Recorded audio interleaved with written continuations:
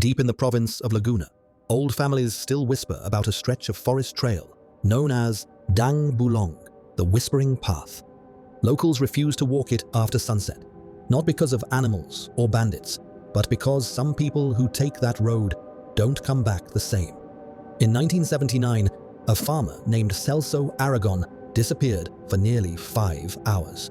Search teams combed the forest, finding only his sandals placed neatly in the center of the trail, as if he stepped out of them mid-stride. When he finally returned to town at dawn, he looked unharmed, but he spoke in a voice that was too calm, too empty, and he couldn't remember the names of his own children. What he did remember was one thing: May tumatawag sa akin mula sa lupa. Something was calling me from the ground. For centuries, elders warned about entities called mga tagapagbantay, the Watchers, spirits said to guard ancient footpaths used before the Spanish era. They were not evil, but territorial. According to folklore, they copy the voices of the living to lure travelers a few steps off the trail, just enough to cross into their domain. Those who listen are taken, even if their bodies return.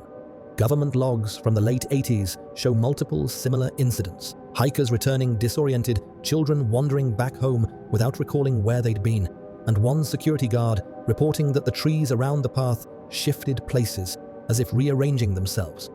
All unrelated people, all describing the same sensation: a whisper right behind the ear, breathing that wasn't theirs, a gentle voice saying, "Dito ka lang," stay here.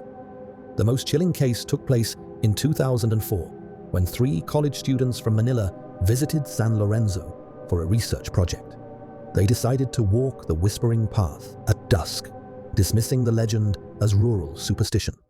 Only one of them came back on his own. He was found sitting at the edge of the forest, covered in mud, staring blankly at the ground as if listening to something beneath it. When questioned, he repeated the same sentence: "Hindi nila gustong may umalis." They don't want anyone to leave. The other 2 students were found hours later, unharmed, but they refused to speak about what they saw. Barangay records show that every person who came back from the Whispering Path exhibited the same behavior over time.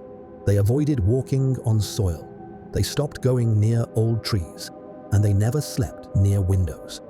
One by one, they quietly moved away from the province without explanation. Some left the Philippines entirely. None returned.